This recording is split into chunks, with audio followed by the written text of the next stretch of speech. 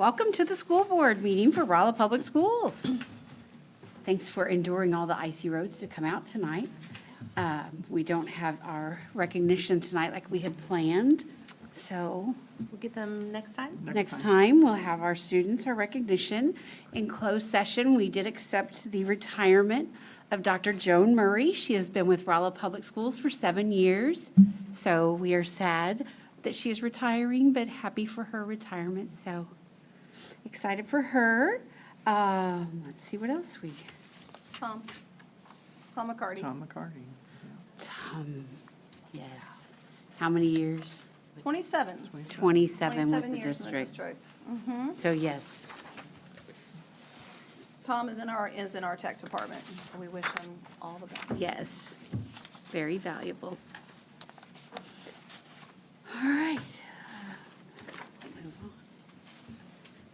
So, my questions from the floor? Yes. I don't think I have any questions from the floor. No, I don't think I don't so. think I have any questions from the floor. I think I have presentations from the Everybody's floor. looking around like it's not me. Consent agenda. They're all like, Consent agenda. Consent agenda. A consent agenda is utilized by the Rolla Board of Education as a means of dealing with routine matters which must be considered by the Board of Education but require a minimum of discussion. All Board of Education members receive and review written information supporting the items listed in the consent agenda well in advance of the meeting. While any Board of Education member is welcome to remove any item from the consent agenda for separate consideration or discussion, for any reason, normally all items in the consent agenda are approved in one motion with a minimum of discussion. So it is recommended that items A through D be approved. I'll make a motion to approve consent agenda items A through F. A through F. A through F? D, I'm on the wrong, sorry, I was on the new business. A through D, I make a motion we approve consent agenda items A through D. I'll Sorry. second that. All in favor? Aye. Those opposed? Motion passes. All right. Now we have, whoa, lights off. I can't even read anymore. Old business?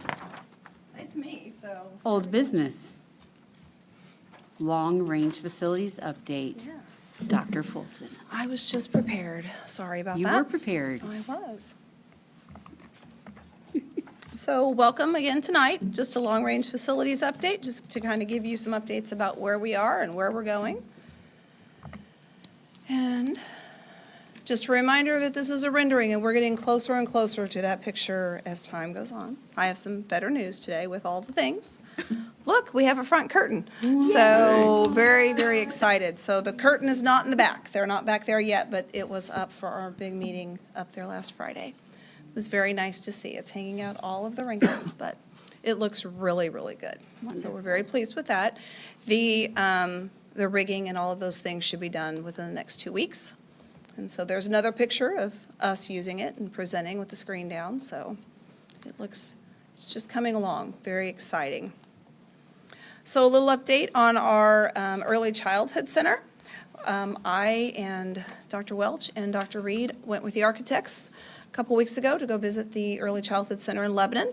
So we took a long trip and we got to ask lots of questions and see what they liked and didn't like. And it was very good for our architects to see some of the things that they're doing with the model that we are looking at with the clinic and all of those things. So that was very good. We also, Dr. Dare organized a dream session with our early childhood staff on the 14th during our PD day. So they met at the building and they were able to share with us all of their dreams of what they would like that facility to be. Now, we didn't get into programming. It was all about the building. So, but it was very good to meet with them and took lots of good notes, and they have lots of great ideas. So very excited about that process. Dr. Dare and I also met with the architects this morning to talk about things and, you know, where we're at, where we're going, what we're looking at, and those types of things. So it was very, very exciting to see this process come together. Very exciting for me because I get to be on the ground level. It's kind of cool. So, and I get to learn more acronyms. It's great. It's great. Every time we have one, they're like, there's a new one for you. I'm like, thanks, Melissa. So just a few items of note regarding our field house and auditorium. Basically, the auditorium, still working on that HVAC testing and balancing. I don't think they worked in snow days, so I really don't have an answer for you yet because Josh didn't get back with me. He couldn't reach him on the phone in the middle of the snowstorm. So the FRL panels are scheduled to be finished and ship out next week. So that wood look will come around our stage walls. And then the casework in the auditorium will go up once the FRL panels are installed, and they'll be able to go in and finish all the casework and all the trim. So exciting. I talked a little bit last time about our athletic fields. It is coming close to time to replace our turf. We talked about a little bit that we have to look at what's going on with that wall down there. So I went up and met with the architects in St. Louis, and I actually went and looked at a field at Webster Groves. It was very, very pretty. Totally different situation than us because they have a track around there. So, but we're able to do that. We have moved because of the snowstorm, and meeting with the architects and the engineers and regarding the lighting. So, and looking at replacing not only the turf but lighting going to LED around our field as well. Hard to get back on that turf and replace and fix lights whenever the turf is down because one twist and turn of those tires will pull that turf up. So whenever we go in, we want to do it all at one time. So Honer Associates is working with us to create that plan. So very grateful for them and getting ready to prepare to go out for that RFP process. So we'll be back with you hopefully in the next few months with more information on that. Dr. Fulton, Yes. have you got any results from the meeting with the civil engineer and the architect? Are they still studying what the They're issue still- is? They are still studying. Okay. It is right now preliminarily a drainage issue. Because So- the water doesn't have any place to go, or something's failed, or, Not enough room in some of the drains that were there. Okay. So the trench drain in the front of that bleachers is 2 inches wide. It should be much wider, okay. minimum of 4 as of right now. So we're waiting on that final result to come in. So preliminarily, that's what we're looking at. How easy is it to replace that? Not.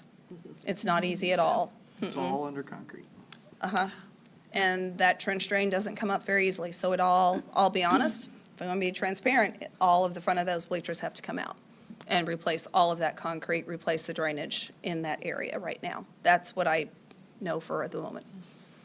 We'll get more information as we go forward to prepare for that RFP and they get the final reports from our civil engineers.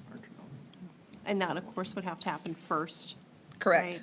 right, Before we can move forward with anything else. Yeah, we can't, in good conscience, lay that turf down knowing that we have issues. Yeah. Honestly, from what I learned from being up there with Honer, is that because there would be drainage issues, even if we did bid out just the turf, they could refuse to lay the turf on our drainage, and we would have to go back to square one.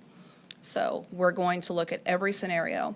I feel an effort for our community and for all of our patrons that if we did not look at every scenario and what's there, we would not be doing them a service. So I don't want to end up with issues if we replace the turf. Right. So obviously, this drainage has been there for a while. Has. So why is it now just seem to be causing us issues? Or There- has it been for? There has been issues for a while, long and time. It's just nobody's It's noticed just it, or? compounding. Gotcha. It's just making, it's just gotten worse over time. So, any other questions? Okay, that's all I have for that. Thank you. Thank you very much, Dr. Fulton. Now we have new business, counselor's presentation. Do we have any counselors here? Is there a couple of them in the house? Well, they're all racing. They are racing. It's different when you're on TV and here. They are on TV. Make a line. Is Jameson not following rules? He said he didn't want to come, but we said his wife might not like that too much. so. Uh-huh. Yeah, I do. They're behind you. They're Just way there. behind you. I said, do you really trust me on the microphone without anybody here to like kick me? Apparently they do. So we're going to make it a little bit shorter than normal because we've had a wonderful year as a group of counselors. And We have a lot of good news to share. So just as a reminder, our jobs fall into 4 sections. We're involved with the counseling curriculum, which is more in the elementary and middle school, individual student planning, which you'll see more in the high school, responsive services, which you'll see throughout all of us, and system support, and that's just our fair share duties that we help out with, some more than others. I don't know. And some organizing of our own Yeah. programs as Yeah. well fall into that. There's that. Just whenever you want Okay, to, well- go for it. We'll just alternate for a while. So this is, you guys are all familiar with the staff and who we house and who we've got in all of the different locations, as well as the contract days that they each have. Yeah, we get the shaft. Elementary, sorry. I'm just kidding. Hey, if you'd like more to do, I'm sure that they could find something to fill. Okay, Oh, sorry, you want to thanks. click? Okay. That's why I'm pointing at you. I thought you wanted me to ad lib. No. So these are our current ratios, and we'll be interested to see how the pre-K shift kind of moves things for some of our elementary people as well. So, Oh, our school-based therapist numbers, which is one of Truman's pride and joy. Not that we've ever had a bad school-based therapist, but Danielle is one of the most amazing things that has happened. Mark Twain is currently at a caseload of 26 with Morgan. Truman is up to 34, which is her max, which is Danielle, and we're going to have another one coming in from, Mary's going to come in and step up a couple because we have more kids that need to be seen. 2 currently at Wyman, but, I mean. I have lots of referrals in. Yeah, lots of referrals in. It's Wyman. No, just kidding. The middle school is at 34, junior high is at 22, and the high school is at 35 plus 15 on the waiting list, basically. correct. We also have an intern 1 day a week that comes in and just sees a few students that day, but we've got 2 people most of the time. Brandy's always there, and Mary's there about half the time. We also, 2 of the greatest things that's really helped lessen our caseloads, not caseloads, but a lot of our maybe more non-counseling related duties is Amber Stephen has taken over as the District 504 coordinator, which has been amazing for us. So right now, all we really do is sometimes help her set up meetings if she needs help and help manage those at our schools, but she does all the hard part, which is amazing. And Ashley Grisham, who you're going to hear from later, as our student youth community liaison. All right. Time on task, you guys are probably familiar with this, but in case anybody new happens to be tuning in this evening, we take about 15 days every school year, and we just evaluate how it is that we are spending our time amongst the counseling domains, marking it off in 15-minute increments throughout the day. So here's the recommended way that it should be divided and how we should be spending our time. Our goal is to try and hit those as best we can. As you can see, it varies from elementary through high school because students at different ages have different needs. So, we wanted to do another little kind of a day in the life video for you guys. And since the elementary was in charge, everybody thought it'd be really sarcastic. I have no idea why. But we decided to take a different route and kind of make it a little heartfelt. So Miss Katie Curtis actually is the master of making movies, so enjoy.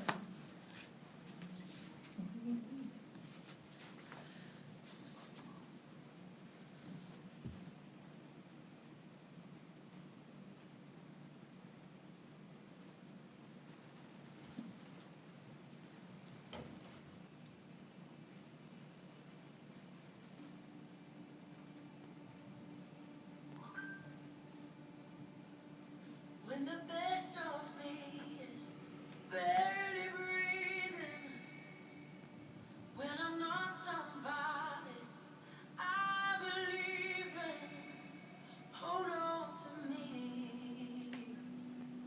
When I'm distant like the night is stolen, when I'm slamming all the doors you've opened, hold on to me.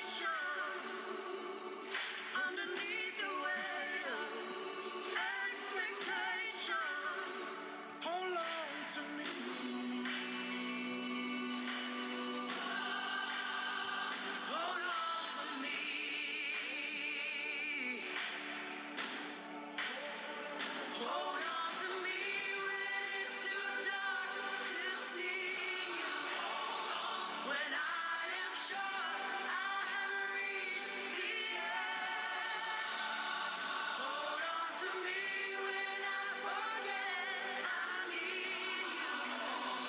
When I let go, hold me again.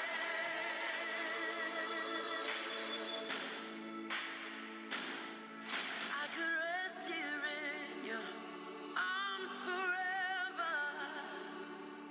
'Cause I know nobody loves me better. Hold on to me.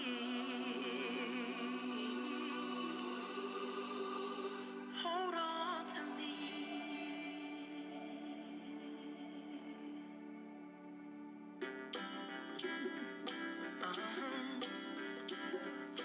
If you ever find yourself stuck in the middle of the sea, I'll sail the world to find you.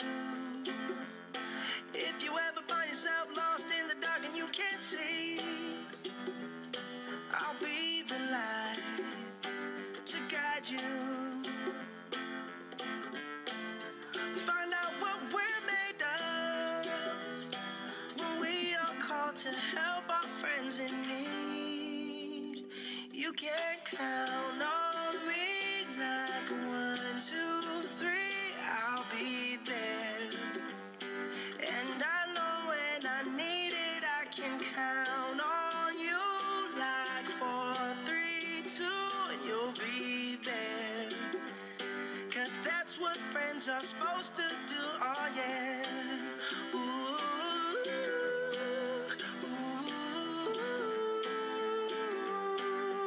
yeah. If you're tossing and you're turning and you just can't fall asleep, I'll sing a song beside you. And if you ever forget how much you really mean to me, every day I will remind you. Oh, find out what we're made of when we are called to help our friends in need. You can count on me like 1, 2, 3, I'll be there. And I know when I need it, I can count on you like 4, 3, 2, and you'll be there. 'Cause that's what friends are supposed to do, oh yeah. Ooh,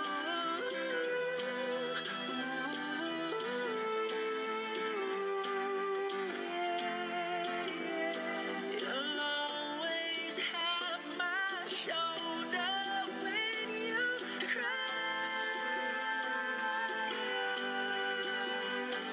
I'll never let go, never say goodbye.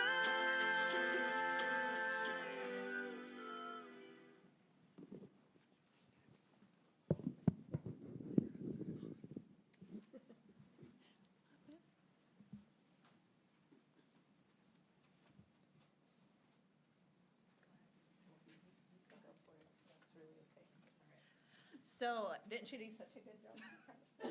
I know she makes our elementary group look really good, they both do.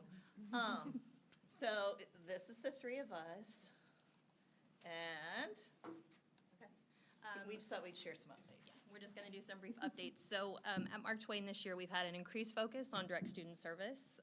Students are asking to see the counselor and are able to do that a lot more quickly.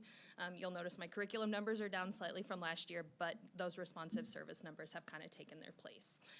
We've also had expanded opportunities for student recognition this year. We've done Student of the Month. We have a big board where they're each in their doghouse for their teacher when they're chosen, and they also get a yard sign to celebrate at home with their families. And then we've done attendance celebrations and positive office referrals. Also, that time has allowed me to engage with stakeholders, teachers. We're having more conversations about what students need, and parents as well. So.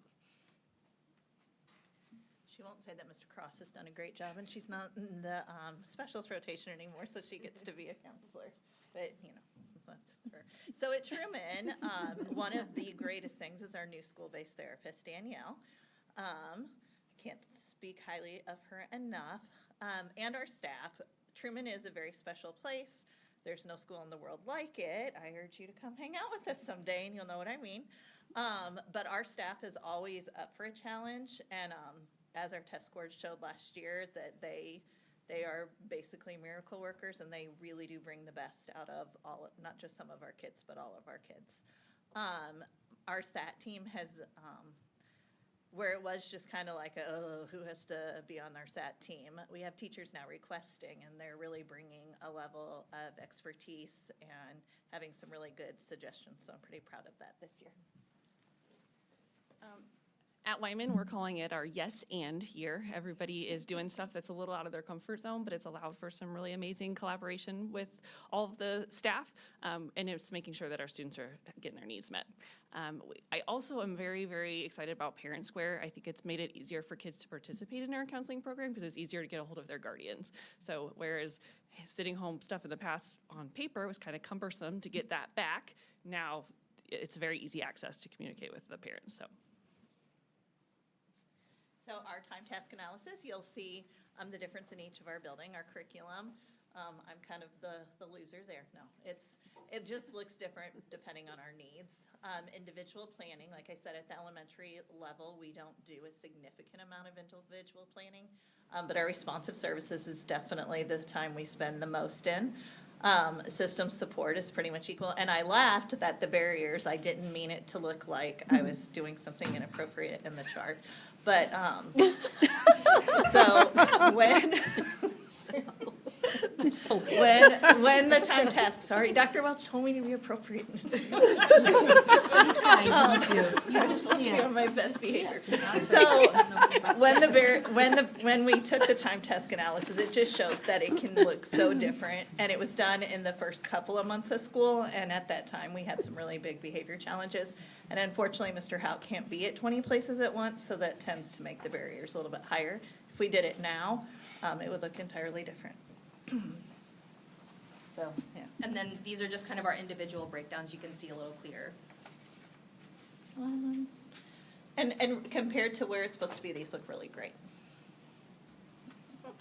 Oh, middle school. I know, we're trying.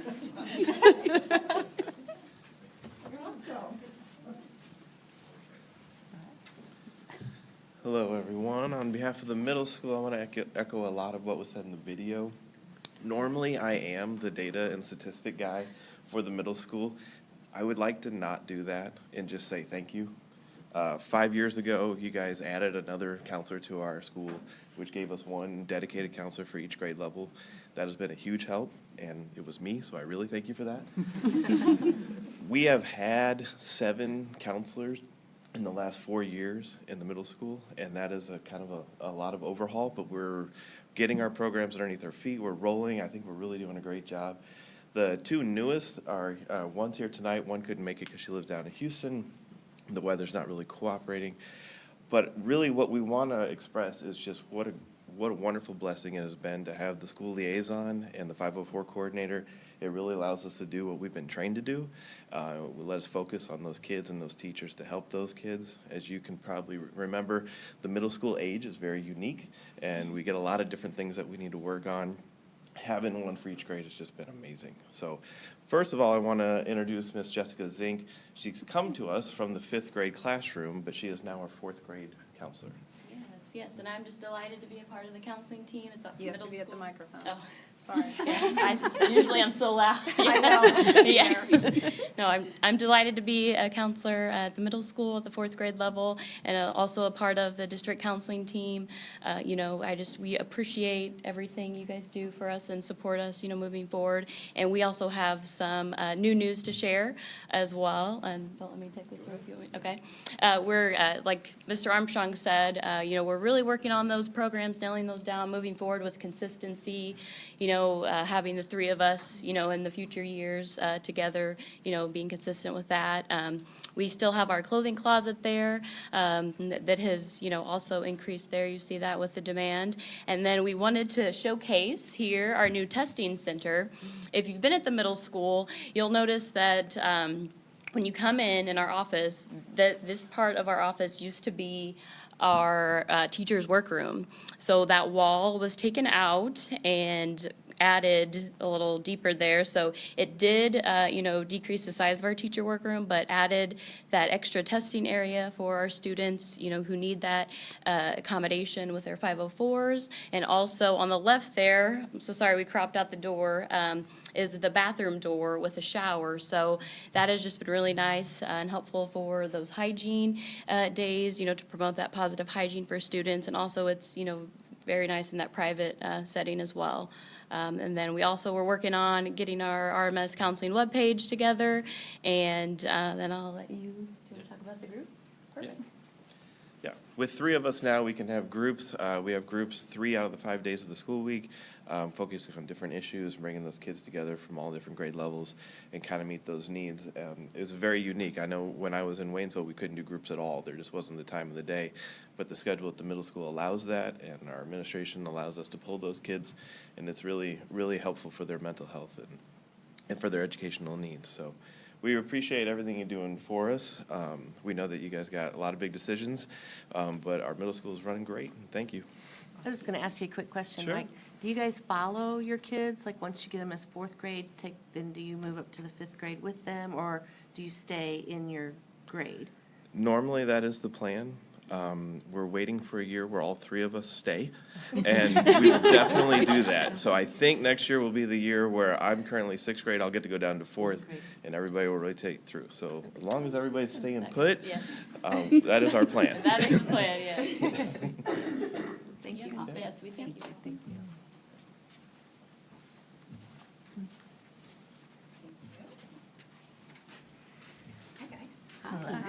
All right, so I'm Nikki, this is Jeremy. We're the junior high duo, I would say. So this is our time task analysis. It's pretty self-explanatory. We spend a lot of our time with 7th and 8th graders in responsive services. If you've ever been in the junior high, you know that they've got a lot going on, hormones, just developmental things, and so we just spend a lot of time there. One place that it doesn't show on here, but we do spend some time in the curriculum area, and that's kind of an area that we're trying to continue to grow, educate students and parents and everybody just kind of about where kids are developmentally and, you know, some of those social emotional skills. One of the things that we started last year was the counselor corner, and so that's the thing that we continue to improve on and continue to get education out to the students. That goes out through their pride. A lot of times we will attach like a cute little video so that they can kind of have that interactive piece. We still work on Saturday tutoring, so our counseling center is kind of in charge of calling parents and saying, hey, we've got some Saturday schools available. They're not required, but if the kids could come in and do some work. And so that's been pretty successful. Jeremy and I are still sponsoring clubs. That's probably the fun part. I still do student council. He does Cornhole Club. He also helps with student council. I would say he's a co-sponsor a little bit, doing my DJs and helping with the outdoor classroom. That's something that him and I have tackled the last couple of years, is trying to get that outdoor classroom in the center of the junior high workable and pretty and nice and just a place where the kids want to be. So that's kind of what we're doing this year. We still partner with Prevention Consultants, the mentor program. So we have members of the community come in and mentor kids during Pride time. That's a really great program. Kids really enjoy it. They have a lot of fun in the cafeteria. And then we are still working with our school-based therapist. Sean is our main guy, has been wonderful. It's been nice to have someone that's pretty consistent in the junior high. We've always kind of had a rotation. And then we had Rose at the beginning of the school year, but then Mary has kind of stepped up and take that spot, so. And they're great with communication and letting us know where we intersect and some of the things that we need to be aware of. So obviously their job is limited in what they can share with us, but sometimes what they are able to is pretty valuable to us. Some of the things on the new updates, we continue to be blessed with the Friday Backpack Program. I know see Jim there a lot as we're there on Tuesdays. We also have added some shelving in our closet in our office. It's a pretty tight space, but we've added some food items that probably aren't going to be in the Friday backpacks. It's also a place where the kids can deposit their Vienna sausages that they never want when the Friday backpacks come out. I haven't It's seen great for Vienna me. sausages for a long time, so the message must have got through. That must have got through to them. So we have some hygiene things in there as well.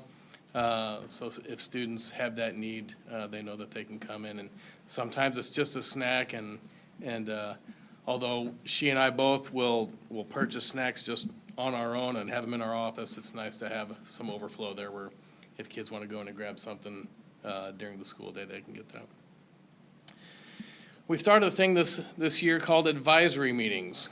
And so once a month, we gather our students. We have all of the 7th and 8th grade boys down in the gym. And I get to talk to them, and Nikki and the administrators have the girls up in the cafeteria. So these have been interesting times. It gives me a unique opportunity to just deal directly with the boys. And so now I don't know what they're calling it, truth from Mr. J, or, because the first time I went in, we talked about hygiene. And I was able to say, boys, you stink. Axe is not shower in a can. And we just talked honestly about some of these things, and we can laugh about it. And the girls, they're talking about their issues up in the cafeteria, and the girls love that time because they don't have to be around the boys. They can talk about stuff that applies to them and them only.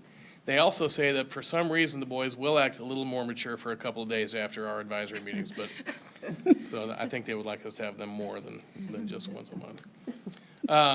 But as we continue with those, we're coming up with different topics that are important, very relevant to 7th and 8th graders, and that has become surprisingly a good thing. And so we're glad we started that, and Tori's been great with letting us get to some meaty topics.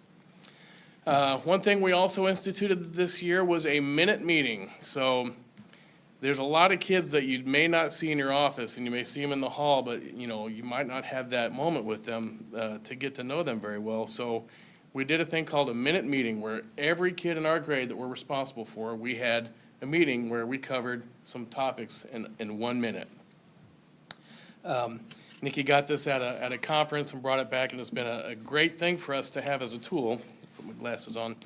So imagine if I'm sitting with a student, and I tell the student, hey, I'm going to ask you some questions, kind of rapid fire. Let's just answer and we'll go on. So what's your favorite color?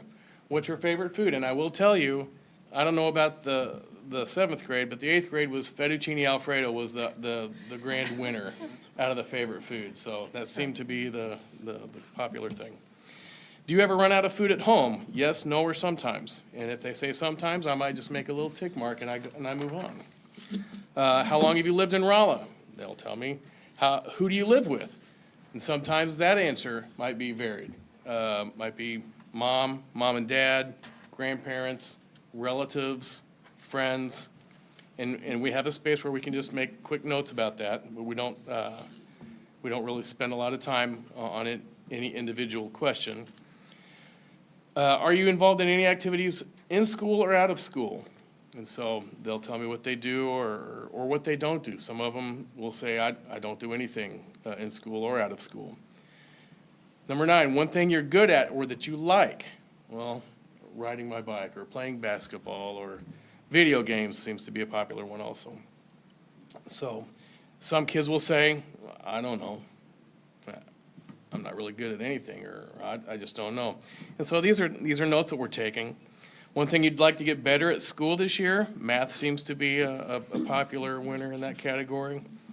Sometimes you get the kids who get kind of introspective and say, well, I want to get better at being able to talk to people and just be out there more.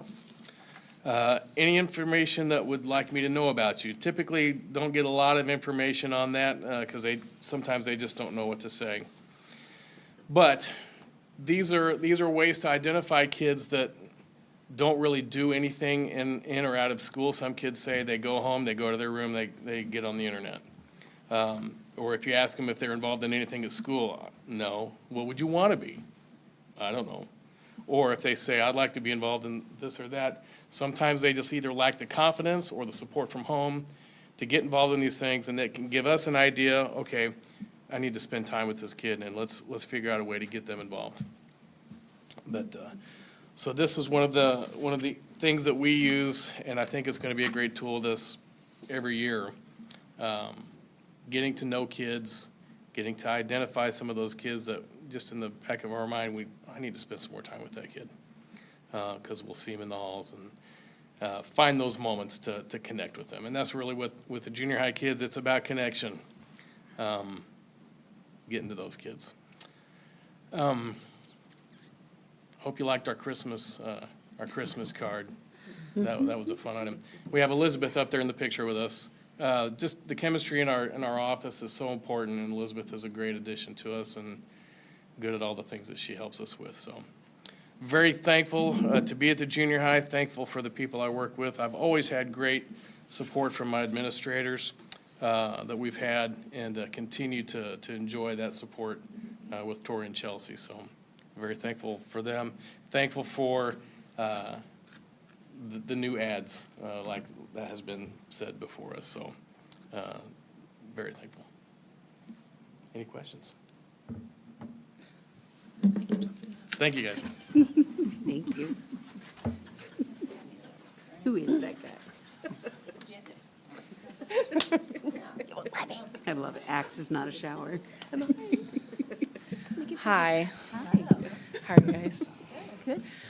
All right, I usually get to stand up here with Sarah and she talks, and so.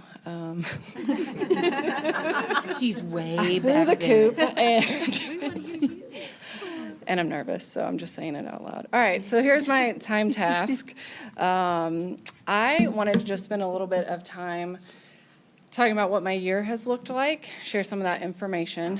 So my goals for this school year and acclimating to RTIC was really first and foremost just to build some relationships with our staff, with students, and then with all of our sending school counselors. So I've been busy at that, as well as learning about each of our programs. So of our 18 programs, I feel like I'm having to become a mini expert of all things. Lots of new vocabulary, lots of new technical terms, learning what different software programs there are, what pieces of equipment are, what activities are being done in each program. It's been drinking from a fire hose, but it's been fun. Those are the goals that I have that are really underpinning everything that I'm up to this year. And then I just want to talk about a couple of the activities that we're up to that I think are notable. So 8th grade tours, if you don't know this, every year we have 8th graders from all the students within our consortium come in and get small group tours. Coach Snicker and I have completed the majority of the junior high tours. We've got one little group that needs to come and see half of the programs at RTI, and the snow has pushed that out twice now, so we'll see. Hopefully we can get that rescheduled. We are starting next week with our consortium tour, so St. James is coming to us, and they'll come in small groups. Right now, we have adults giving those tours from Student Services and our administration team. We are looking to transition that to also include ambassadors, which I'll talk about in a moment. Our sophomore outreach is something we spend a ton of energy doing within the Student Services Department. This school year, I completed 39 that I could count classroom presentations to hit 1,100 sophomores plus in our consortium. So really spending time in those small group settings. I think we had a handful of those that were a little bit larger, but the majority were small group setting presentations. And then we had 4 separate sophomore expo events. If you're not familiar with that, our students come and they get to do a deep dive into 3 programs of their choosing. And they get to visit those programs and meet with their current students there, their teachers, see what our lab space and our classrooms look like in order to solidify that decision if we are a good fit for them for junior and senior year, because it is such a commitment of credits. So. We are also moving on to the application selection process. We're on year 3 of implementation with Rolla High School doing the application and selection process. Our 9 sending schools all have their own separate mechanisms for determining which students they send. Rolla High School, Dr. Stephanie Broyles has implemented this application process. Again, we're on year 3, so she is handing that baby over to me, and with her guidance and support, working on that. We only use that application for situations where we have more interest than we have capacity in that classroom. So last year, and I think the year before, single-digit programs, so I want to say 6, 7, 8 programs went to selection. It provides a fair way to us objectively decide who's getting those seats. It uses all sorts of information like their ICAP, it does, and some other indicators there that we're pulling out of IC, like attendance and things like that. And then our ambassador program, that's the thing that I am excited about, and I'm trying desperately to get off the ground. We are, last year, our leadership team at RTIC and our CTSO advisors wanted us to start an ambassador program. Essentially, students within the CTSOs would be provided additional leadership opportunities to support our programming. So what that will look like this spring, once I can get them through orientation and training, is they will be supporting those 8th grade tours this spring, and then potentially some more opportunities next year. So we're kind of doing a soft rollout of that program, trying to get it going, though. We have some really eager juniors who want to do this program, so working on getting them a script and getting them trained on being able to talk about each of our programs so that they can speak with confidence about them. And so, yeah, and we hope to expand that. I'd like to expand it to include program reps. So I've looked at a few other CTE centers, and they have program reps and ambassadors. So ambassadors know about all the programs. Program reps, you're just your rep for your program. So looking to do an expansion in that way. Just a way to develop some pride about what they're doing and get them some practice talking about what they're doing in front of other people, kind of a low-stakes situation, talking about it in front of like 8th graders and 10th graders. Hopefully, I mean, it should still feel a little nerve-wracking, but more low stakes. So that's what I've been up to, just trying to keep my head above water. I feel so grateful for the support that I've gotten from my administrators, Dr. Broyles as well. I feel like we were told to send a picture of like what we do every day, which you could see mine is like what I did in one day. And I think Gina's daughter took my pictures during one of the tours. But I thought someone should take a picture of me standing in Stephanie's office being like, okay, so talk me through the history of this, talk me through the history of that. And she jokingly took one. I didn't include it though, but her support and our administrator's support has been great in getting me acclimated to this new position. So grateful for you guys. Thanks for the opportunity to talk about the great things we got going on. So. Thank you.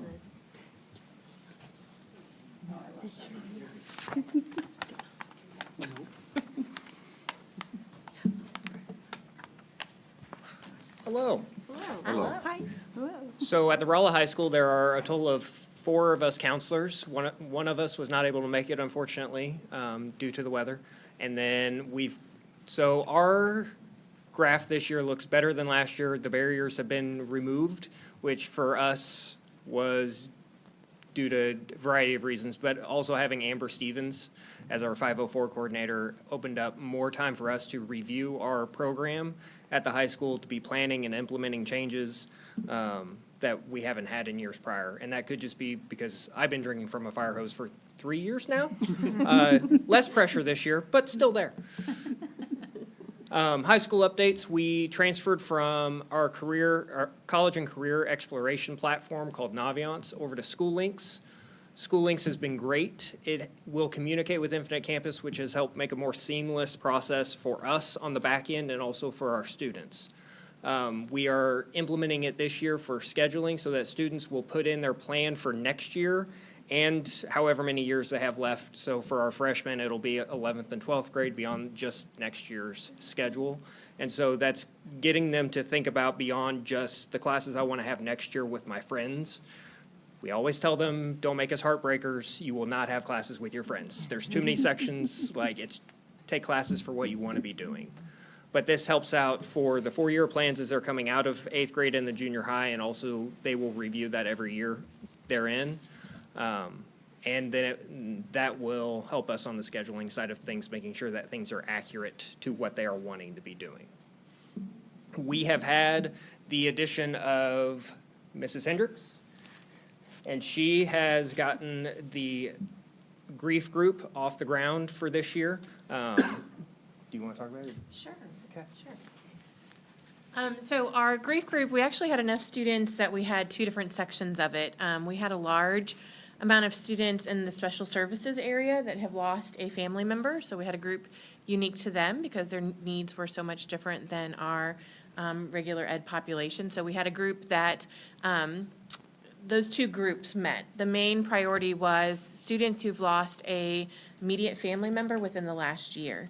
And we have a lot of students who in the last year have lost a parent or somebody that was living in their home with them. So it was really a great experience for our students. They learned a lot about, they were helping each other through some things, like they've done some of their own personal counseling, and so they were willing to share some of the things they've taken from that with the group, and then just kind of seeing who needed help, like that they weren't alone in that struggle. So it was a great new thing. I come from an elementary background, so it was very nice to be able to get back into small groups and with kids in that small of a setting. And I'm looking forward to putting in some other groups yet before this year, but we'll circle back to grief group again next year as well.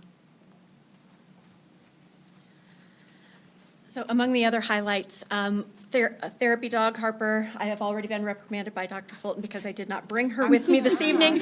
I'm really sorry. You guys know what it's like when dirty, wet paws get in your backseat of your car. So I avoided that, but she'd even gone to the beauty salon this week, so she was prepped and ready. I'm sure I'll hear about it when I get home. So, but what I'll tell you about her is she does open so many doors for me and for all of us at the high school that I counted one time during one passing period. She was touched by no fewer than 35 different students in a 5-minute period. And that is a lot of contact that those kids are craving that they can just get. Sometimes it's just a quick pet on the way by. Sometimes it's a stop, sit on the floor, and really hug the dog. That also means I'm bragging on Harper because she doesn't mind being touched 35 different people in 5 minutes. So we continued this year also with our family information series. We've shifted away from just parent information series to the whole family because we do present things that we would like for families to be talking about after they're gone from us, and we encourage students to join us. And then over 1,500 scheduled student meetings, not counting the students in crisis. So as you know, when somebody comes in crisis, it's immediate. They just come in and they see us. We do have a sign-in process for those students that are coming to see us just so we can know who's there. The Smart Pass is great, but sometimes kids will wander in. They were crying in the bathroom and they had a pass to the bathroom, but they didn't get one at the counseling center. So it allows us to track and see kind of who we're seeing, and it's been really good to get that as well. This is an example of what the family information series looked like this year. We always do the seated version followed by a virtual version. So that's kind of how those things go. And now it's up for Mrs. Grisham. Do you need it? No. You don't need to play this song, thank you.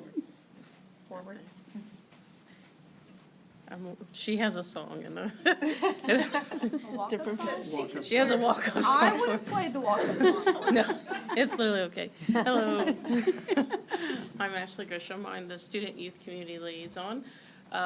My role for the school district for this year it's been amazing for me and just a different opportunity for what I am used from working in the crisis world. So I enjoy working with each one of those counselors up there. They have been encouraging and supporting. Communication has been fantastic. We have created a form through Google Docs, I believe is what it's called, for the liaison referral to go to, and that is going to, for the counselors and the school principals to help send and to mainstream that communication. And then they complete the forms and they will come to me. I have 77 direct referrals this school year so far. I came up roughly with going through my notes of 23 non-direct referrals, but I'm pretty sure that probably is a little bit higher. And that's just me assisting with simple, easy give resources. That doesn't necessarily need me to be involved. I would like to go over most of those points with you, but that is a little far for me and my glasses here. But I will say my home visits is probably my biggest piece of the pie at 18%. That's that's my jam. That's what I love to do, is going out to the homes, meeting those students and those families in their environment, seeing what resources I can connect them to. It's a different picture from when the kids are at school. So that's one of the big pieces that I like to do. The attendance is a huge part for my referrals when they hit the tier 3 for chronic attendance, failure, close to being a failure to drop out, or they're just no showing, or whatever those needs. And I will go to the door. I will go knock and say, hello, how can I get you to at school, and do whatever I can to support them. I've had a lot of housing and transportation referrals. Unfortunately, that is a really difficult one to do. That is nationwide an issue, but it is an issue here. So I try to work with those families to develop whatever natural resources we can to support those kids to getting to school or to find a house, a roof over their heads with those students. Mental health referrals, I send out, I try to get them connected to Four Rivers, Compass Health, whether it's seeing a regular PCP, eye appointments, whatever those, help those parents hold their hands, make those appointments, and encourage them to do such things, and then follow up with them. That's a lot of the keys to get our families to be successful, is following up. My building collaboration, with the high school, the junior high, and the middle school, they have, most of them are weekly and some are every other week cabinet meetings. That's where we just discuss the kids that may need that extra hand or where their concerns are, and see how I can help and assist with those. The community collaboration, I am very intense with Grace Salvation Army, Juvenile Office, Four Rivers, Compass Health. In the YERE stands for the Youth Emergency Room Enhancement Program. So if we have a youth that goes to the emergency room from some kind of mental health, we communicate with them and make sure the services are being followed up with. And for the ACT-TAPE program is for the 16 to higher level kids for the wraparound intense program if they meet the criteria to get them enrolled. Just kind of a mainstream to support those services going directly to Compass Health, whatever those mental health needs, those connection pieces. I'm just trying to help those families navigate those programs. For the community and stakeholder meetings, I'm a part of the Phelps County CIT, the Community Crisis Training. We meet every other month. The Case Manager Coalition, which I hope very soon, that's going to, the name is going to change, but it's going to be a resource hub for Phelps County where all resources in a coalition is brought together, and it's going to be open. So I'm pretty excited for that. The SANS meeting for the student advocacy meeting, my first one was supposed to be today, but unfortunately the weather had other ideas for us. So I'm looking forward to that. That has been something that's already been in process, and I'm just picking that up to bring that back to the table. The Good Dads program, I believe we're working on 2 of the elementary schools that are interested in bringing the Good Dads program in. I can't speak a whole lot about that because that is up to their decision if they want to bring that program, but it's supporting single dads to be stronger dads involved with their children's lives, our new dads, our dads stepping back into the picture to get them involved. The Dream Center Flourishing Together is one of the programs that I actually had Miss Sarah Killing come with me. It is just how to bring our community together to help those in need for the homeless and other resources. And the TDMs, the team decision making, is with the DFS. I've been a part of several of those meetings to try to support those students now in my role to help them be successful in their education and stay in school in that supportive environment. Some of the things that I just put up there at the Friday backpack programs, I have enjoyed going on Tuesdays and picking up the lunches and taking them to the designated schools that need to do. So that is kind of me in a nutshell. There's a whole lot more to that picture, but I can stand here for a while, so. That's all I have. Great. So in case we haven't said it enough, we are super thankful for Ashley. She's fantastic at what she does and getting our students and their families hooked in with the community resources. That it's just amazing. We have a lot that she's able to do for us. So the word of the year is commitment. So as school counselors, last year we talked about all of the different hats that the elementary people wore. This year we're talking about all of the different ways that our hearts are committed to what we do. We're committed to our students, the families, our schools, our faculties, to each other, to our community, but most of all, we are committed to the future of Rolla Public Schools and being able to provide a bright future for every student who walks through our doors. So thank you guys very much. If you have any questions, we will be happy to answer them. I don't have a question, but I do have a comment. So Phillips Health will be doing their hygiene drive again this year. So I'll be dropping that off to Stephanie later. Thank you all. I can't help but notice Mr. Jameson was moved to the front seat of the bus. I'm just saying. Thank you all for what you do. Yeah, thank you. Thank you, guys. All right. Next, we have Dr. Welch, the gifted program.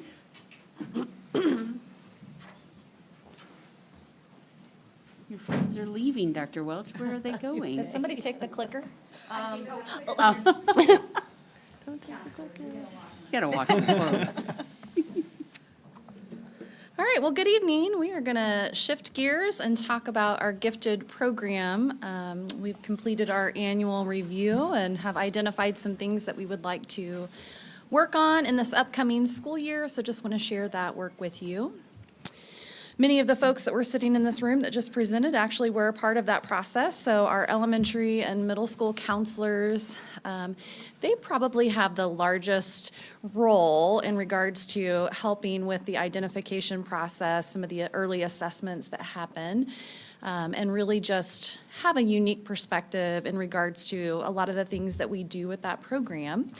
And so certainly I felt like it was important to ask them, along with our gifted teachers, to help us with that SWOT analysis of how our program was moving forward. And so we met together and talked through, identified things that would fall into each of those 4 categories, and I'll share that information with you here in a minute. But out of that meeting, we identified several things that we wanted to propose, and we felt like it was important to get some additional information from other stakeholders. And so you can see a list of that expanded group there that we met with. We talked through with them just the things that we had come up with in that SWOT analysis, shared some data with them in regards to what was just driving that decision-making, and then just proposed the idea that we'll talk through tonight as well, gathered their feedback in regards to what did they think made sense? What was a good idea here? What barriers might we be facing? What are things that we should think through? Just additional things that maybe we weren't considering from our perspective, but making sure that we had the voice of lots of different people. So that SWOT analysis I've shared here with you, and I'm not going to talk through every single one of those points, but I am going to highlight one bullet point in each section, which is really a part of the proposal that we're bringing this evening in regards to some changes that we would like to make. Under strengths, our team really has identified several things that we feel like we're doing well. One of those is, you'll remember a few years ago, we added a screener that takes place before we get into collecting data from teachers. This was an opportunity to give an assessment to all students currently at the end of their 2nd grade year, and help us to identify about 20% of the population that should be looked at for further evaluation. Again, this was done in an effort to remove kind of teacher bias. Our teachers, many of them have strengths when it comes to identifying or suspecting that someone might be gifted, but that's not necessarily something that they're formally trained in. And so again, just kind of removing that bias from teachers and really looking at their cognitive abilities, and that's what that universal screener does for us. It has helped us to identify some students who probably would have been overlooked in the past, and so we're excited about that. It's doing exactly what we want it to. The other part of that, you'll see is a strength, but it's also something that we know that we need to potentially work on as well. We have updated our evaluation process in the last 2 years, and so we feel like we've made some gains there, again, with being able to identify additional students who maybe wouldn't have been caught previously. Our team also noted just parent involvement. We have fantastic parents. They're very supportive. They're eager to learn about their gifted students and how to best support them. Joe does a lot of things with them at that early level as they're entering the program, really trying to think about topics and speakers that would be relevant to those parents. They do have unique needs, and believe it or not, even though they're incredibly bright, sometimes there's challenges that come along with that as being a parent of a gifted student. And so we've just got great parents who really appreciate that. They're excited to be a part of that process. And then our instructors specifically noted just we have some flexible programming opportunities. Each group of kiddos that they serve have different needs, and so they like being able to have some of that flexible programming with them. Under weaknesses, one of the things the team identified was just awareness of giftedness. I mentioned this a little bit before in thinking about teachers, but that applies really to all stakeholders in our school system. Just need to continue to always work around bringing awareness to the gifted population. Our evaluation process, so it was under strengths, but it's also under weaknesses. So we have 4 things, and we'll talk about this a little bit more in depth later, but there are 4 areas that we look at. 2 of those are specific to teachers. And so for the same reason that I mentioned earlier, that's something that we've continued to look at that we may need to continue to tweak moving forward. Under scheduling, or under weaknesses, you'll see scheduling listed there. The challenge here is that we have 3 different elementary schools, and each of them have autonomy to develop a building schedule that meets their needs. However, when you then start looking at pulling those kiddos together from those 3 schools and trying to find a time that doesn't conflict with specials or lunches, sometimes that's a challenge. And so we are trying to do a better job of being intentional with each of our elementary principals and thinking about gifted scheduling and how we might be able to create building schedules that still meet their needs, but also recognize that we could probably do a better job of coordinating those efforts. And then percentage of students served. This is something that we've identified as a weakness, and will be part of our proposal we'll talk about in more depth later. Opportunities for us. So Gifted, they are really doing a great job of pulling in different resources to help meet the needs of our students. But I think it's been a while since they have gone through an official instructional materials resource review and have had the opportunity to purchase things for their classrooms. Certainly they can make those requests for supplies for their classroom to their building, but we have included them on that textbook rotation schedule. So next year they will be a part of that process, and if there's something that they identify that they feel like would be beneficial, we'll have the opportunity to purchase those resources for them. Another opportunity was just grade configuration. We are currently serving students in grades 3 through 7. And we'll talk more about that again later. This is going to be the one thing that we pull out, but we feel like that's an opportunity to look at that and potentially expand and stretch ourselves in regards to the number of students that we're serving. That kind of goes along with that next bullet. We've got room to grow. We have 2 full-time instructors, and they have time in their schedule to be serving more students. So we're excited about that opportunity. Another opportunity there is just teacher professional development. You know that we are constantly looking for opportunities for our teachers to grow and to learn more. And sometimes, quite honestly, gifted learners, that differentiation for our gifted learners just takes a back seat to all of the other pressing needs that we have, like it or not. But there are opportunities to grow all of our teachers in that regard. And then also part of our instructors, their feedback was because they are gifted teachers, they also would like that opportunity to kind of seek out what are those professional developments that are applicable to them in their role. They do have a lot of opportunities across the state, but again, it's just a challenge. There's just 2 of them in the district, and so finding those ways to help them grow was something that they thought was an opportunity. And then under threats, student retention. We currently are serving through that 7th grade level, but we are struggling to keep students through that 7th grade level. Again, scheduling, this is another place where we have threats when you're serving 5 different buildings, thinking about barriers that we have with transportation, timing that we can do shuttles. There are just a lot of things to work through there. Our team also identified that the status quo is probably a threat for us, where there's a lot of things that we've been doing the same way for a long time. And so getting comfortable with those, that can be a challenge. We want to make sure that we're constantly looking, reviewing, and making changes as we need to. And then the final one that we have there is the acceleration policy. We do have a policy that allows parents to make a request to do a whole grade level acceleration. That policy is intentionally written at a high level, and we do have procedures in place in order for counselors, principals to gather appropriate data and to make decisions when those requests come to them. It had been a really long time, though, since that form had been looked at, and so we've been in the process this year of looking at that, revising it, updating it with the current assessment pieces that we have in place, and kind of setting some new norms for that process. All right, so the strengths. This was something that I mentioned earlier. We updated this process in the last 2 years. Again, the team really felt like this was a strength for us. I really just wanted to put this in front of you so that you could see the full picture here. Again, I mentioned that COGAT screener. We catch about 20% of our student population, and then from there, we are kind of narrowing that down. The goal would be that we would ultimately have around 5% of our student population be identified and served. So there are guidelines from DESE in regards to what types of evidence we have to utilize, and then it's up to us to set the criteria within each of those categories.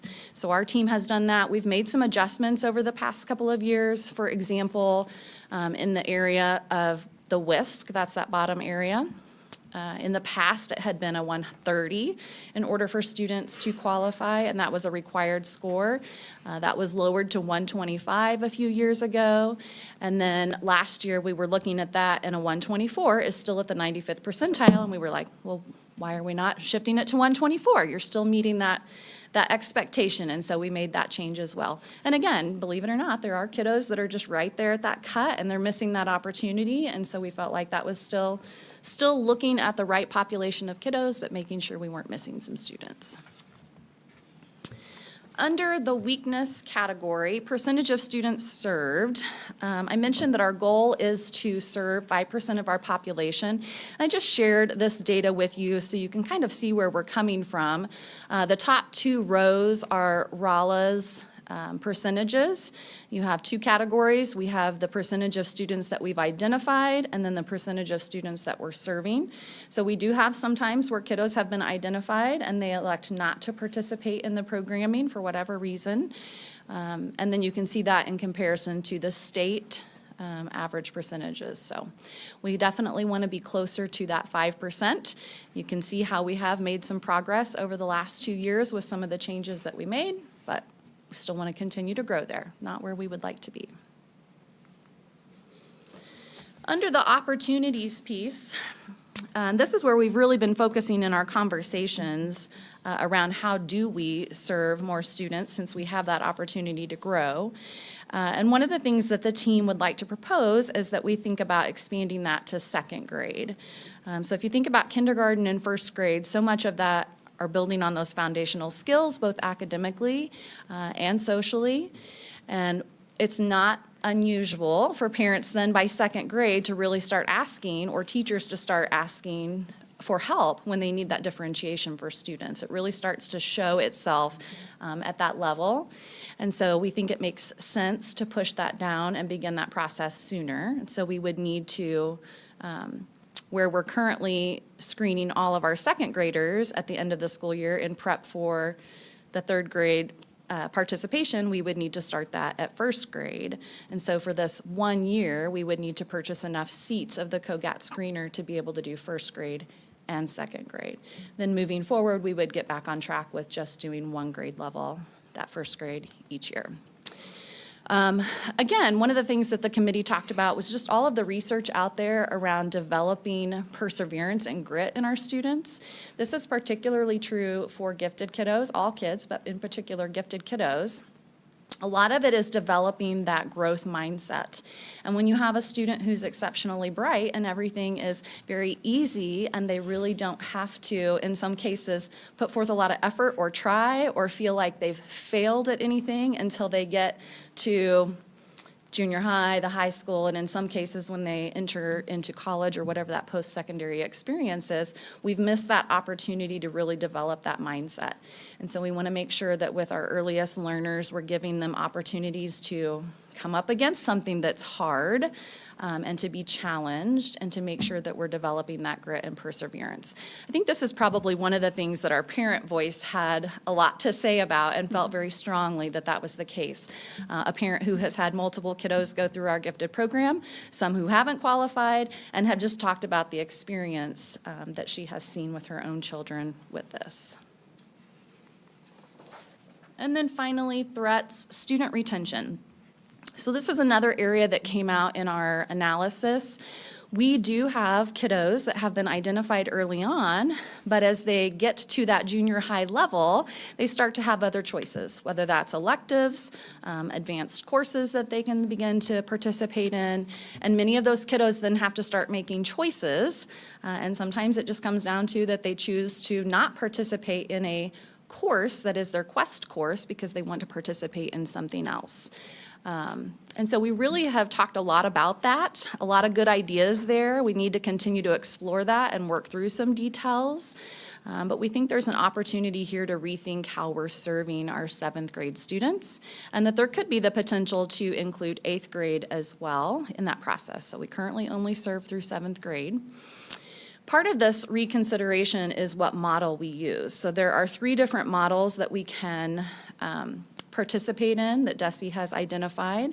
Right now, we use the resource room teacher, which is kind of pull out. That's what Mr. Schischler does with his students at the elementary level. And then we have the special class model, which is what Mrs. Hale does then with our middle school and that junior high, those 7th graders currently. So it's a part of their schedule. It's one of their classes that they take each day. Looking at those 7th and 8th graders, we think there's an opportunity to shift that model and do more of the resource model, maybe pull them in a cohort together during their advisory period, so it wouldn't take away their opportunity to participate in other courses that they want to include in their schedule, but they still have very specific needs. Those kiddos are dealing, you heard from our counselors earlier, a lot of things at the junior high level, a lot of changes, and gifted kiddos are no exception there. So the opportunity to really pull them during that advisory period, have lessons tailored to them and their affective needs, as well as being able to think about post-secondary planning. So those kiddos are already, in many instances, taking college-level courses and earning credits. They're thinking about what their pathway will look like. And so there's an opportunity there for us to, I think, shift how we're serving them. So I've shared a lot of details with you, but essentially the proposal is that we would expand our programming to include 7th grade. As a result of that, as I mentioned, we would need an approval to add those COGAT screener seats for this year. And then we want to continue to explore those programming options for 7th and 8th grade to be able to expand there as well, but to shift our model. That's going to require some additional conversations and some additional work. We've got some preliminary work done there already with our schedule, but it does require the junior high, the middle school, all those teachers to come together and put their heads together to figure that out. But I'm confident we can do that. So does that mean you would start screening 2nd graders this year or 1st graders for next year? We'd have to do both this year. We currently screen 2nd graders, so we've already For 3rd purchased grade. those licenses to do that. That's part of our district assessment plan. But we would need your approval to add the additional seats for 1st grade this year, knowing that we would pick up that grade level next year. And does it, excuse me, does a student only get screened once? With the COGAT, they do, yes. We do purchase additional seats, so if we have new students who move in and we have a teacher or a parent referral, we can administer that screener to see if we need to move further in that process. But we do that initially, kind of as cast our net wide and work our way through that. We have other mechanisms in place, so if a student has been screened and assessed and they don't qualify, let's say in their 2nd year or 3rd grade year, we go back through annually and look at our MAP assessment data, and it's not always true, but there's generally a correlation with that achievement data and how they will perform on those other areas like a WISC. And so we'll do a second sweep and look at those kiddos and take them through the process to ensure that we're not missing kids. Okay. Yeah. Yeah. That was one of the feedback that I got, was that wanting to make sure that we're not missing those Yes. that maybe they just barely, didn't Yeah. make it. Yeah. I think sometimes too, that's a little bit of a misconception. So people sometimes look at that as a score, like a percentage, but it's actually a percentile. And so sometimes there's some further explanation to parents in regards to what does that mean. So if I have a 120 and they might be looking at a 124, well, that's the percentile, not a percentage like you might have made on an assessment. And so it's not like you're 1 point off, and that sometimes confuses people. So just trying to do a better job of explaining those assessment results and what that might mean for their student. Is there anything in our summer school program for our gifted students specifically? Not specifically for those kiddos. Like any other student, they can participate in any enrichment coursework, so many of them do. Choose something that's of interest to them. Any other questions? Okay. Yeah. I'll just make a comment. I served in that committee, and I taught second grade 16 years, and then I had gifted for 12. And as second grade, I had a lot of second grade kids that would have benefited with the gifted program. And then when I got into teaching the gifted third and fourth, when the teachers started, picking out kids to be screened, they didn't screen all of them at that time. Now they do, but, some teachers weren't aware of gifted. They weren't a gifted teacher. They weren't trained for that. And they'd see a kid and I'd say, you need to refer him. And him? Oh, he doesn't do his work. He misbehaves. And I remember this particular child came out with 140 IQ. He was just, he's now, I think, a nuclear engineer or something, just incredible. But, he would have been overlooked if it had been up to that teacher. So no, but anyway, I'm all in favor of this. Appreciate that. And thank you for serving. We appreciated your perspective. I had second grade students bringing third grade curriculum in my classroom. Their parents would have, in their free time, they would study third grade stuff. Yeah.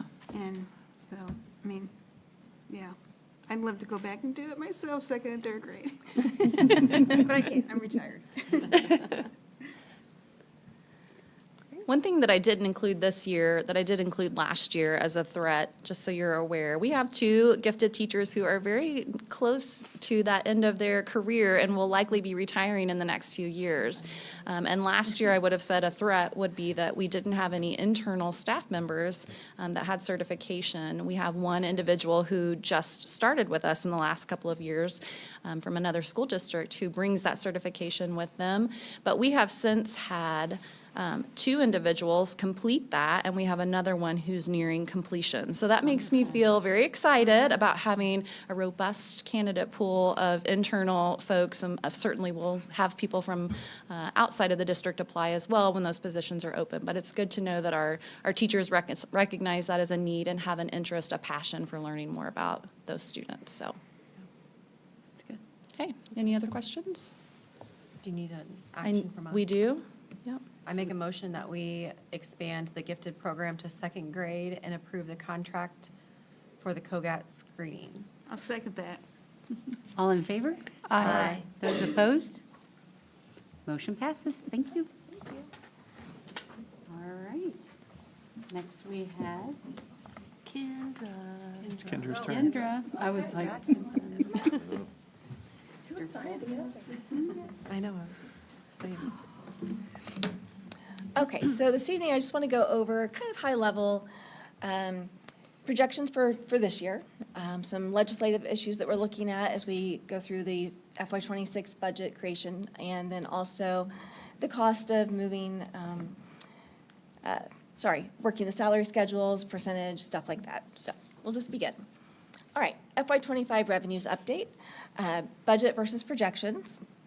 Overall, our revenues are projected to be about $121,000 more than currently budgeted, so not much, haven't missed it by much as far as I know right now. We'll see, we're still getting in some local tax revenue and such. Foundation formula revenue is only being paid currently on an SAT amount of $66.50, not the full funding of $67.60. There is a supplemental budget out there that we're anticipating the governor to approve and sign off on. If for some reason he does not, there will be a shortfall of about $450,000. But again, right now, there's no really indication to think that supplemental budget will not pass. Can you say those 2 numbers again? 6650? $66.50 is what we're currently being paid at for the SAT. Full funding is $67.60. Thank you. FY25 expenditures update budget as compared to projections. So looking to be about a $2 million difference there. It is early days yet. We're just about a little over halfway through the fiscal year. We do budget conservatively.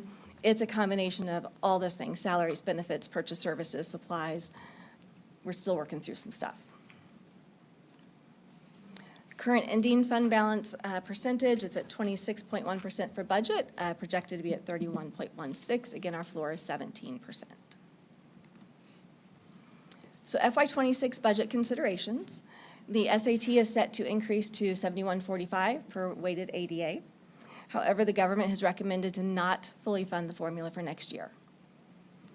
So we'll get into what that would cost us if it's not fully funded here in a few minutes. Transportation is expected to be fully funded, and when we say fully funded, that's at 75% of actual expenditures based on this year expenditures.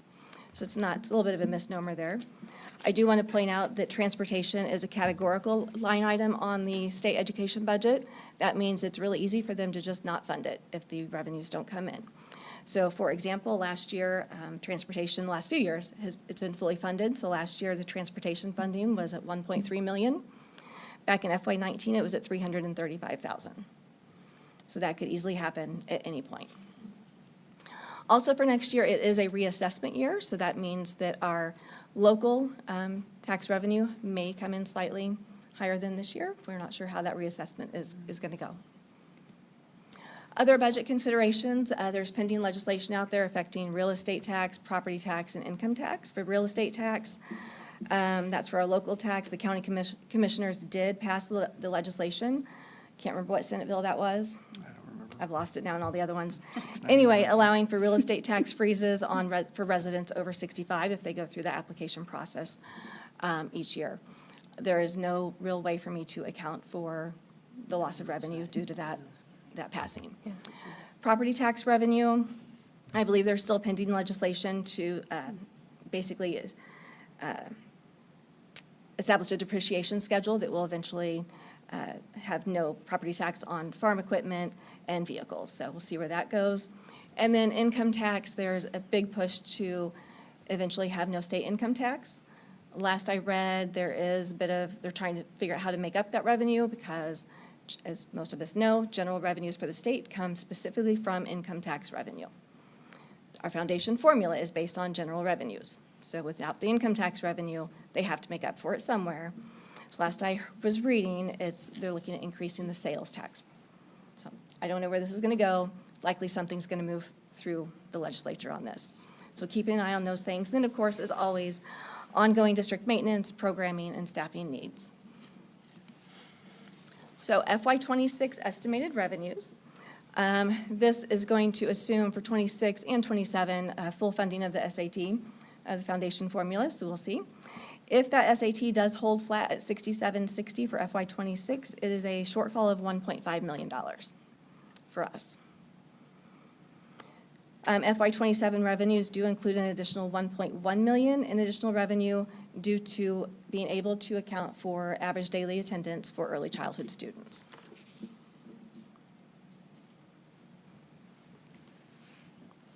So looking at expenditures, so salary and benefits, that makes up the majority of our operating budget at about between 80 and 85%. So we always start looking at those calculations early on in the budget creation. So for certificated staff, movement on the schedule is $348,000. 1% base increase, which would move us from $40,888 to $41,297 for step one, has a cost of about $267,000. For support staff, movement is $273,200, and a 1% base increase is $104,500. For step one of our lowest schedule, that would be food service, custodial, and paraprofessionals. It takes us from $15.56 an hour to $15.72 an hour. So it's not a huge jump for that 1% when you're talking already the lower scales.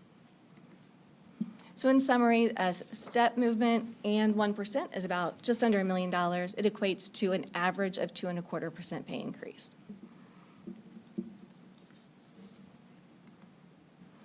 Quick insurance update, because again, the board does pay for 95% of support staff insurance premiums for employee only and 100% of the premium for certified staff. So that is a cost to the operating,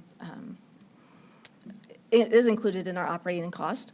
So January 31st fund balance is at 5.6 million. It is a decrease of almost 207,000 since October 1st. That's our plan year start date. That was anticipated, that was planned. As a reminder, 2 years ago, we decreased the premiums by 10%. For this year, it was a decrease of 15%. Our fund balance has gotten really quite healthy, and so we decided that those funds could be allocated for other uses throughout the district with staffing and programming. So of course, as a reminder, the actual premiums will be set in July based on additional data. At this point, I'm not planning on recommending an increase or a decrease to those premiums, probably for next year remaining flat, not necessarily decreasing them yet again. Even though we do have that healthy balance, we do have some higher claims out there that we're anticipating coming through, so we kind of want to see how that plays out. So FY26 estimated expenditures, projections. This data does include the movement plus 1%, about 1.7 million more overall than the FY25 projections. And then for the FY27 projections here, that does include additional expenditures that we've discussed in work sessions for the early childhood expansion. So fund balance projecting at FY26 of 26.23% and FY27 at just over 21%. Again, this is all for just discussion. We're early days. This is not based on actual input of any expenditures from our budget meetings. We're not finished with those. It's just based on percentage increases. Any questions? Okay. Could you say once again what you did with the formula? Did you assume full funding I of the? assumed full funding at this point. Okay, for both 25, 26 and 26, 27? Correct. Okay. And we know that's not going to happen. I'm hopeful that it will happen, but we'll see. We don't know it won't happen. I think it is important to note the governor has ordered I'm going to use task force, I don't think that's the word, to review the formula. I think that was in his discussions, that was the reason for withholding that at this point, is he's wanting that review of the formula. Well, What happens from there, I don't know. their summaries aren't due until December of 26, so Right. it's not going to affect either one of these years probably, I don't know. Yeah. Yeah. And from our webinar that we listened to, the legislative update, they're talking about maybe $10 per WADA for an increase next year. Not- $200 million for education, but most of that's going to go to fund other things in Senate Bill 727, so. Yeah, we're talking charter school expansion, voucher expansion. Yeah. A lot of other things I didn't mention here this evening that could negatively impact public education. It is concerning watching. Yes, it is. The proposed things that could greatly affect our funding. I always get nervous this time of year anyway, but, yeah. Well, didn't they say that like 70% comes from income tax? Wouldn't that be the amount of revenue that they'd have to make up somewhere else? Yes. So it's pretty significant. Yes, it is. Anything else? And do we know whether or not the county is going to do a reassessment this year? I was told last year that he was, that the reason he didn't 2 years ago is there wasn't enough time from the time he took office. Is that? That's correct. Yes. Okay. Have I've not had- touched have base not with had him a recently. conversation with him to see what extent that is, or if that will result in any changes, I don't know. When is the deadline for that, the reassessment? And is it this summer or? I don't know what his deadline is. We don't get I RSS don't valuations until Okay. July. That, I had summer in my mind, I guess that's why. Yeah. Do you guys plan to reach out to him? Thank you. Thank you. Be kind of nice to know. All right, now. Give me twice in a row. Here we go.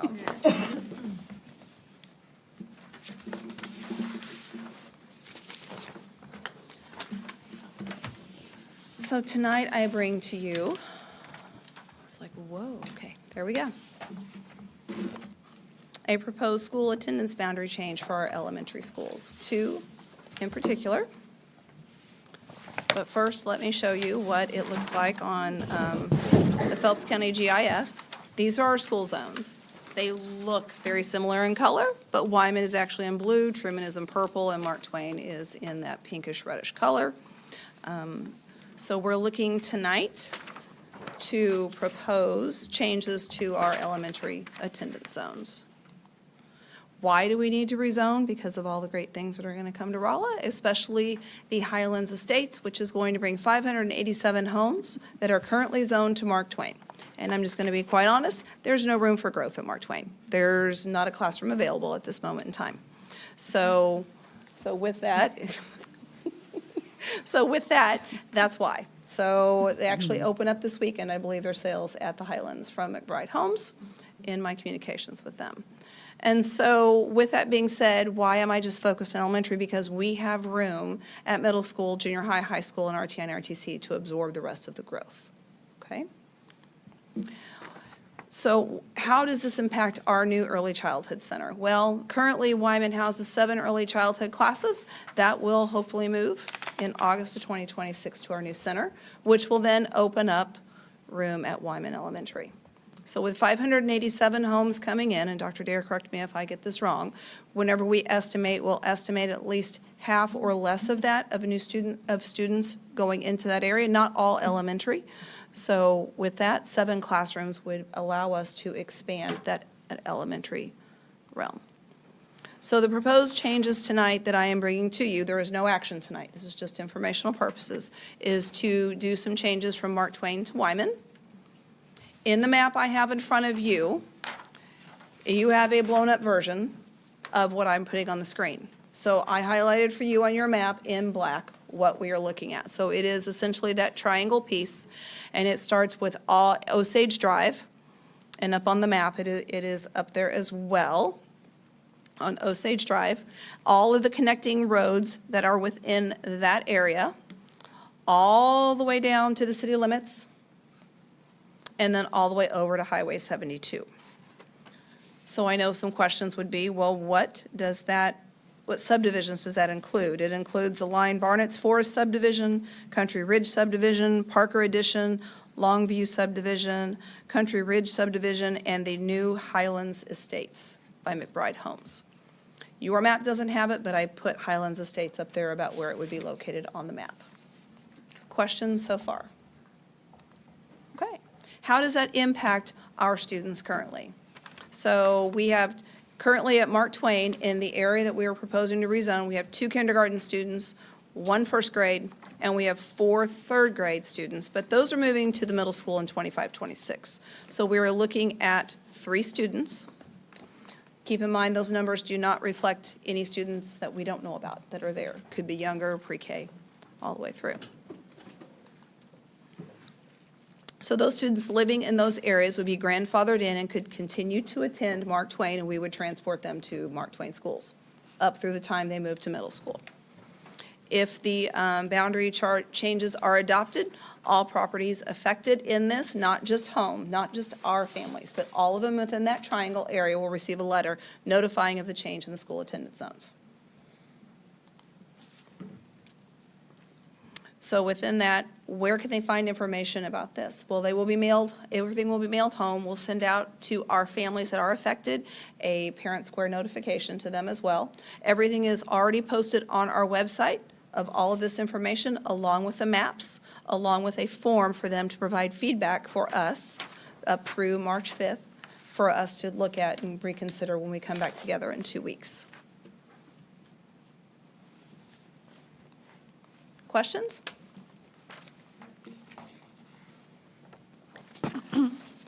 Did you say you had a conversation with McBride? I did. Homes? Mhm. Okay. I did. Have they sold any homes yet? Not yet. They open up Saturday. Oh, okay. So I think they're excited to get started. They said this weekend, whenever I went to looking, it was Saturday. So, So the proposal is for all of this area to then attend Wyman? correct.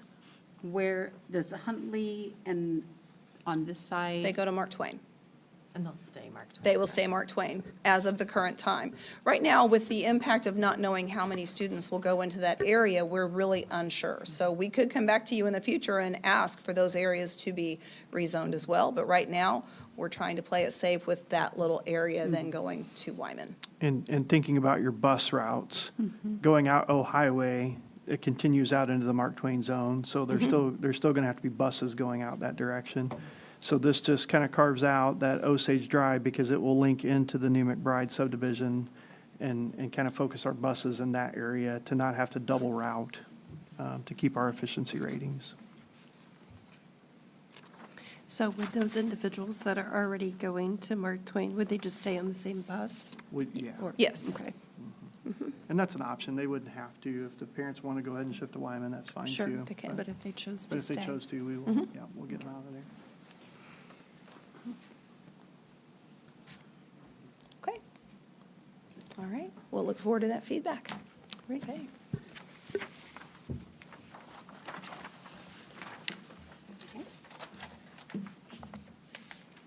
Next, Next, I come to you with a request. staffing request. Staffing request. I come to you with a All right. request for some additional positions.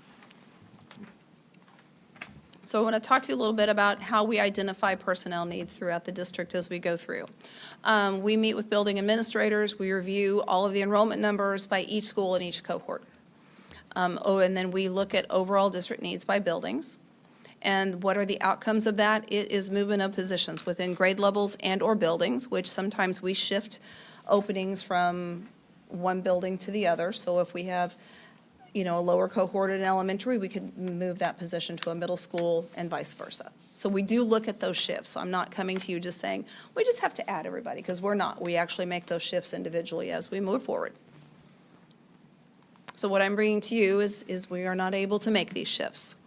So a few months ago, I stood here and asked you for a special education teacher at Truman to meet the needs of those students, if you remember that. Said it was just for the year. In looking at everything, the numbers aren't going anywhere, so we still need to keep that.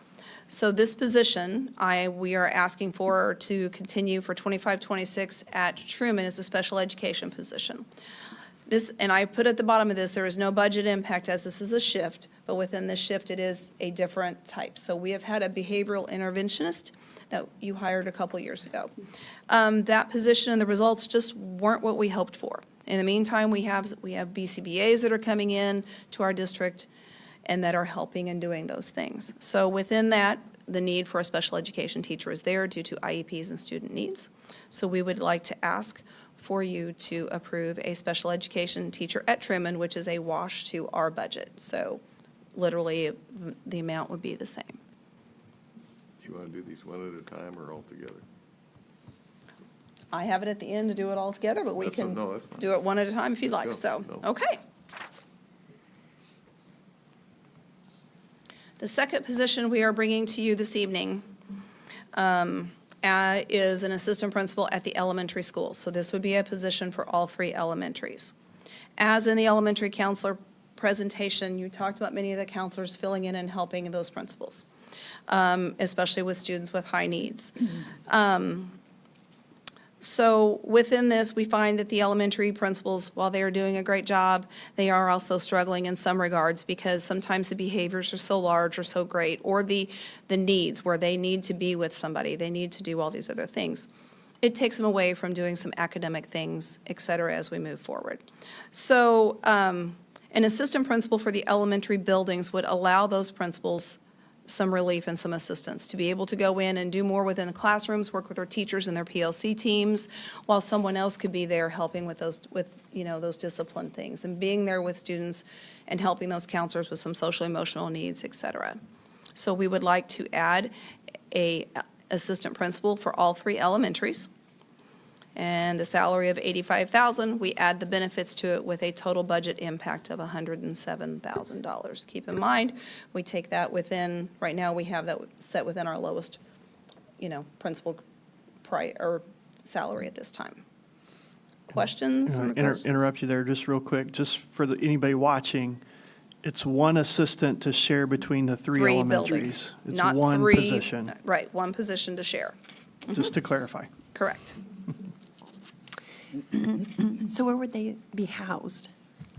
So we've had some preliminary conversations with the principals. There is space that can be created at each elementary elementary. to allow them to have a home base to work from, with some shifting and shuffling, but we can actually create a space for them to live at every building. Primarily, the best space and the best housing will be at Truman.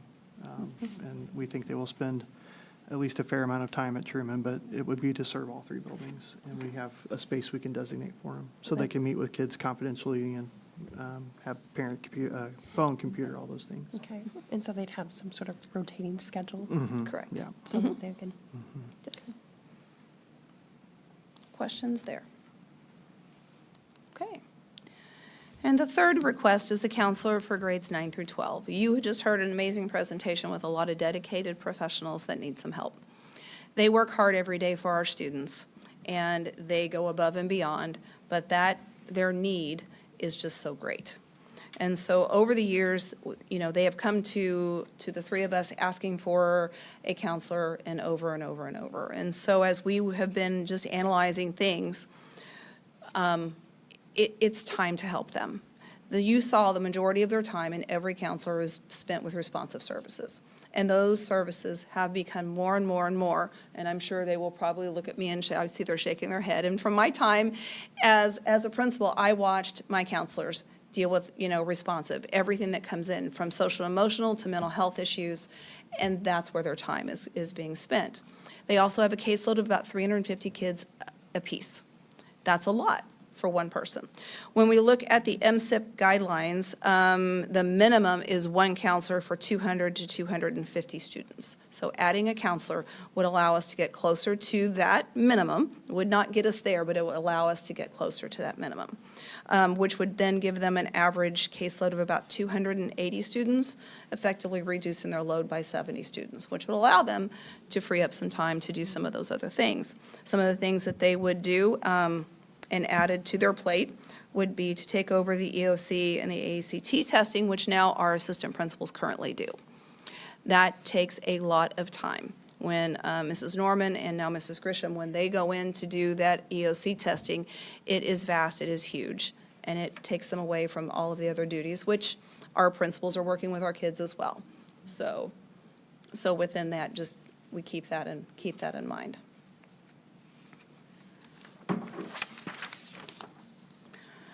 And so with the fifth counselor, you heard them talk tonight about the time to work with groups and grow that. And they have talked with us about that, being able to grow the groups and to meet with students on that basis and meet them where they're at. What is it that they need?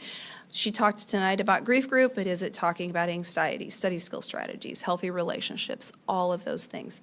So it would be actually reaching more students on that individual basis, which may help them in their responsive services. So that's what we're hoping for. And in addition to that, we also talk about college and career readiness. That is a big Rolla 31 CSIP goal, and so it would allow them to have time to work with them and do that more thoroughly as far as what they do. Because right now, I think it's probably surface level, and they want to do that at a higher level, and so do that in more in depth. Questions? would you continue to break it out by alphabet like you do now? Pretty much? I think so. So would that have to be realigned to fit a fifth counselor? It would have to divide up the alphabet again? They would. And would that change a student's counselor? Could. That they already had? It could. I'm just Yep, no. spitballing here. No, Did you are have a good. thought- Very well Maria, good. Did you have a thought about that? I just know that if there's a counselor who sees a child who has, crisis issues or has those more severe issues, then being suddenly in a change from a year put in someone else's care, potentially someone they don't know at all and have never met, maybe there would be some challenges with that, especially to have them open up to that new person or just be comfortable with that, but I don't know. Right, and in speaking with that, you're right, there would be time to build that relationship. Mhm. And I believe that our counselors would look at those students individually Come to on say, I know this student. Come on down. Come on down, but they can't, I need to keep them because of that relationship I've built. Okay, so And- that is an option. Oh, So- absolutely okay. it is. It is an option to keep that. That's actually what we currently do. We all have some students who don't fall in part of our alphabet, and there is absolutely no ego in our office when it comes to who's seeing who, like, you're seeing my kid, no. So we all just take whoever comes in and wants to talk to us, because we know different personalities just gel, and sometimes you make those connections, and sometimes you don't, so it's already. Thank you. Yep. Thank you. Thank you. Caitlin. Good. How, is there plenty of room in the counseling office? So there is. I mean, there I've been are- in there their are office and plans- it's pretty. It's very tight, and there are plans to revamp another area of the high school right now to encompass all of them and to bring in A+, so they become a more cohesive group. Am I right, Doctor? Okay, I'm getting a head shake, yes. So there are plans for that as well, to bring them all together. Okay. Yeah, I'm not sure where we put a fifth person within that little I group was right there. gonna No, say. no. Dr. Ray and Mrs. Kalen, Dr. Kalen have all worked together to create a plan and for all of this, so. I'm glad that we'll get closer to the MSIP numbers. I know we'll still Absolutely. have work to do, but it's at least a step in the right direction. It is a step in the right direction. It's a need we've needed for a long time. Absolutely. Okay. I also want to address with you that this is not the only personnel consideration that may come back to you. We are still in the middle of scheduling time, and so they are still looking at schedule requests at the secondary level where they get to choose their classes and all of those things. We will still have future IEP needs and looking at enrollment numbers, so please know that we will come back, but now everyone has an idea of kind of the process that we go through as we go through. So just know that we are constantly assessing that, and so are the principals. So tonight, I need approval for one elementary assistant principal, one special education teacher at Truman, and one counselor at the high school. And I will re-say that again, the one elementary assistant principal will cover all 3 elementary schools. For the 25. 25-26 school year. Mhm. 20, yeah. 25-26. Give me yours. I'll make the recommendation to approve one elementary assistant principal for all 3 elementary schools, a special education teacher at Truman, and one counselor at Rolla High School. I'll second that. All in favor? Aye. Those opposed? Motion passes. Thank you. Thank you.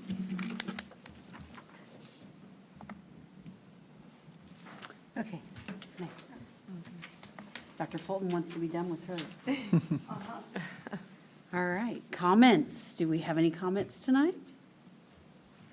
Not many, because we haven't been There to been school some, for a couple days now. Valentine's Day, President's Day, Yeah, a couple of snow days. Yeah, it's been a nice, needed couple days off, I think, for most of the high school students. It was getting crazy over there.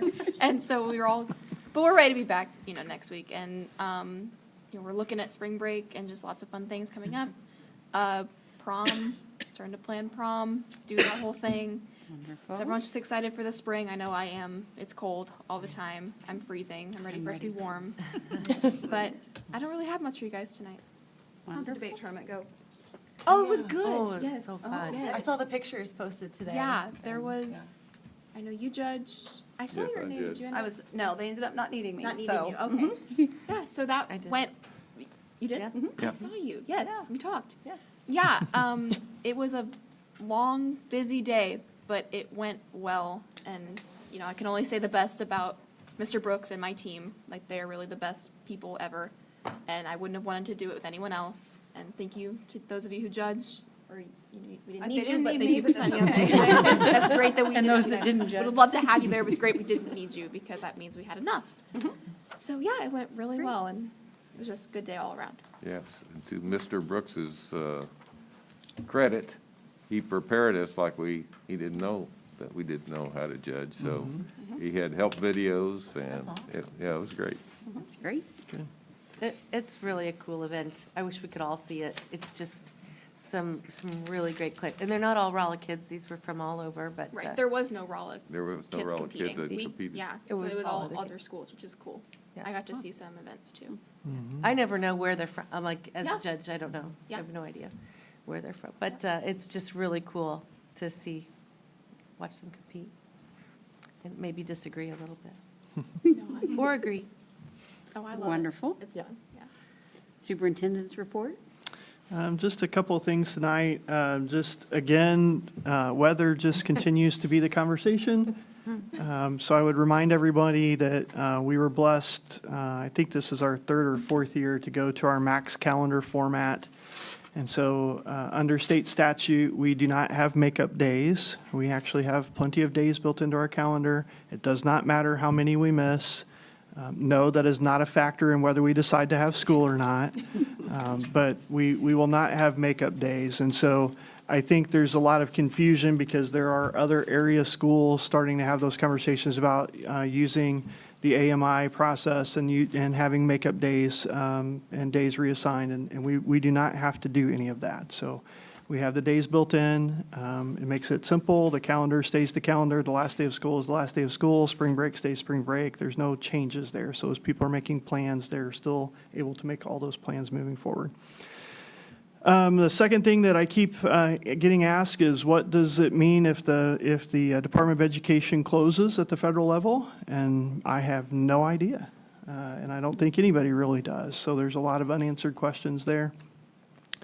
I would tell you that the Department of Education at the state level has already put out that they do not have a way to interpret those actions because they haven't happened yet. They don't know what the full decision would be or what process that would entail, what the timeline would be, any of those pieces. So there's really no way to answer those questions.